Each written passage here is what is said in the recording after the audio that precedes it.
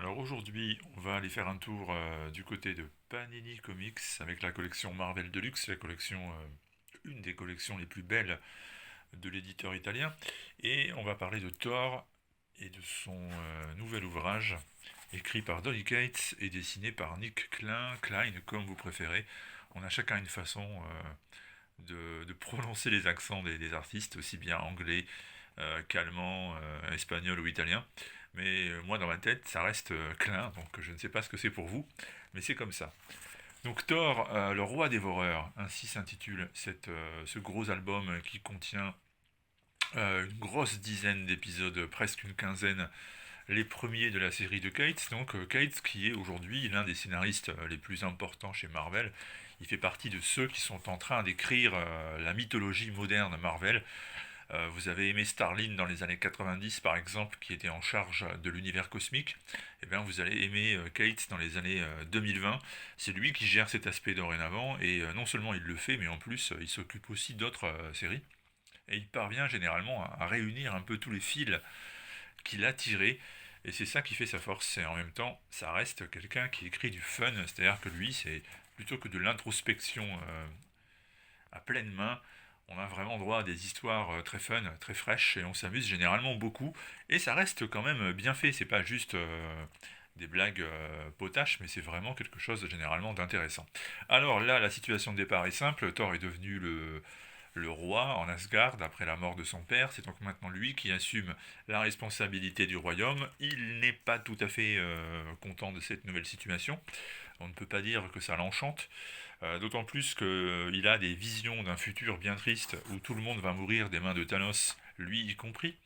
Et puis voici que en plus de cela, Galactus débarque chez Thor avec pertes et fracas, comme vous le constatez sur cette superbe double planche.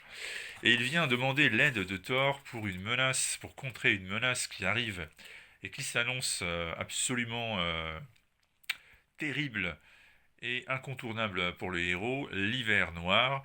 Donc Thor sera-t-il au service de Galactus pour contrer cette menace ou au contraire va-t-il utiliser Galactus pour ses propres fins? C'est un des enjeux de ces épisodes où les deux sont face à face et où Thor va même être investi des pouvoirs cosmiques des héros de Galactus. Je vous laisse découvrir ça, c'est encore une fois, je répète, ça n'est pas sur le papier extraordinairement recherché et bouleversant et au top de la crédibilité, mais il y a toujours une manière de présenter ça de la part de Case qui fait que page après page, on trouve ça tout simplement. Alors le mot est galvaudé, il ne veut pas dire grand-chose, c'est de l'anglais et je préfère qu'on emploie les adjectifs français, mais le mot exact c'est cool, tout simplement. C'est vraiment ça. Et on s'amuse. On s'amuse et en même temps il se passe des choses, c'est intéressant. Donc moi j'ai un avis très favorable sur ces histoires de Thor par Donny Cates. Et d'autant plus que une fois ces histoires de Thor, Galactus, Hiver Noir passées, on arrive dans la seconde partie où Thor décide de prendre entre guillemets des vacances et du recul, tant le poids du trône est lourd à porter, et il décide d'échanger sa place avec celui qui était autrefois son avatar humain. Vous vous rappelez peut-être des aventures de Donald Blake qu'on avait perdu de vue depuis très longtemps. Eh bien, ça va très mal se passer parce qu'en fait, que devient vraiment Donald Blake lorsque Thor et lui échangent leur place? Dans quelle sorte de limbe peut donc errer Donald Blake? La réponse est assez terrifiante et elle a de quoi lui bouleverser le cerveau à jamais et en faire finalement quelqu'un d'extrêmement instable, surtout quand il découvre qu'en fait, il n'a jamais existé. C'est juste une création de Odin pour enseigner l'humilité à son fils. Au diable, finalement, si Donald Blake souffre, aime, tremble, a peur, espère. Au diable, finalement, ce qu'il ressent. Il se rend compte qu'il n'est qu'un jouet, un jouet créé par Odin, et ça va avoir des conséquences absolument terribles dans des épisodes qui sont encore une fois exactement ce que j'ai dit auparavant, c'est-à-dire extrêmement fun, extrêmement bien écrit, ça bouge beaucoup, il se passe des choses, et le style Kate marche vraiment très bien. Donc je vous invite à découvrir ce Deluxe parce que c'est un Deluxe où on ne s'ennuie jamais, et c'est pas le cas de tous aujourd'hui, chez Marvel, comme désormais chez tous les grands éditeurs, la tendance à à la décompression des histoires fait que parfois certains épisodes sont quand même un peu poussifs.